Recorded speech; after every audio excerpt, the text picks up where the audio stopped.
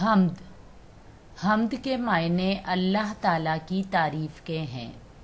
اصطلاح میں حمد وہ نظم ہوتی ہے جس میں باری تعالیٰ کی صفات اور عظمت و قدرت کا بیان ہوتا ہے۔ نعت نعت ایسی نظم کو کہا جاتا ہے جس میں سرور کائنات حضرت محمد صلی اللہ علیہ وسلم کی تعریف و توصیف بیان کی جائے اور ان کی سیرت مبارکہ کے مختلف پہلو بیان کیے جائیں۔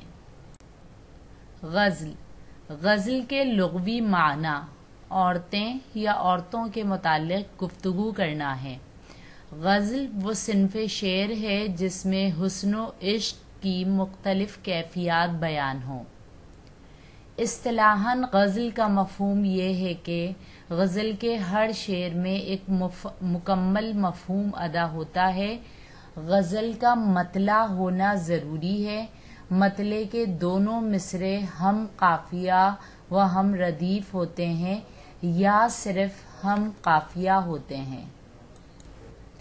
گیت گیت گانے کی چیز کو کہتے ہیں۔ اس کا موسیقی سے گہرا تعلق ہے، اس لیے گیت میں سرتال کو بڑی اہمیت حاصل ہے۔ اصطلاح میں گیت وہ صنف شعر ہے جس میں ایک عورت مرد کو مخاطب کر کے اظہار محبت کرتی ہے۔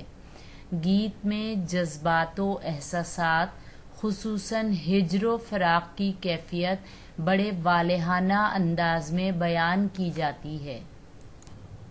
پیروڈی پیروڈی کا لفظ پیروڈیا سے بنا ہے جس کے لغوی معنی ہیں جوابی نغمہ۔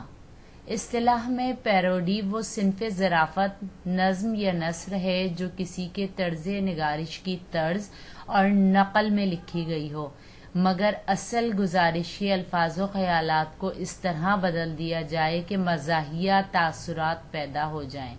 پیروڈی میں کسی کی نگارش کی تقلید کر کے اس کے اسٹائل یا خیالات کا مذاق اڑانے کی کوشش کی جاتی ہے۔ ریختہ ریختہ وہ صنف شعر ہے جس میں عورتوں کی گفتگو، ان کے جذبات اور ان کے معاملات، حسن و عشق وغیرہ کو ان کی زبان میں بیان کیا جاتا ہے۔